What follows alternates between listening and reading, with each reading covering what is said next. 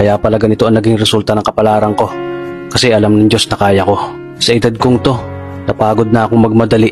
Kaya lahat ng ginagawa ko ngayon, ini-enjoy ko na lang. Siguro sa dami na rin ng aking pinagdaanan, napagtanto ko na ang buhay ay mas malawak at mas mahiwaga pa sa mga problemang dumarating sa buhay natin. Tumatanda na tayo, baka sa kakahabol natin sa masagana at maayos na buhay, ay hindi na natin nai-enjoy ang buhay. Baka nabubuhay na lang tayo dahil nape-pressure tayo sa sasabihin ng ibang tao.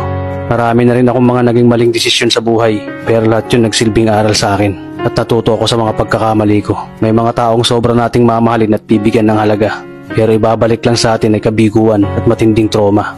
Kaya wag nating lilingunin ng mga taong tulad nila dahil mas payapa kapag hindi ka na interesadong malaman pa kung ano pang balita sa kanila. At wag mong idepende ang sarili mo sa kahit kanino. Tandaan mo, kahit sarili mong anino, iiwan ka din nito kapag madilim na ang paligid mo. Kailangan natin matutunan na wag ikumpara ang sarili natin sa iba dahil hindi natin laban ang laban nila. Karera mo to, di nila karera. Dahil ang buhay ay hindi naman nasusukat sa kung sino ang mayaman, kundi kung sino ang payapa. Kaya galingan mo lang palagi tol dahil napakaraming tao mapanghusga, hihilahin ka pababa at lagi mo tong tatandaan.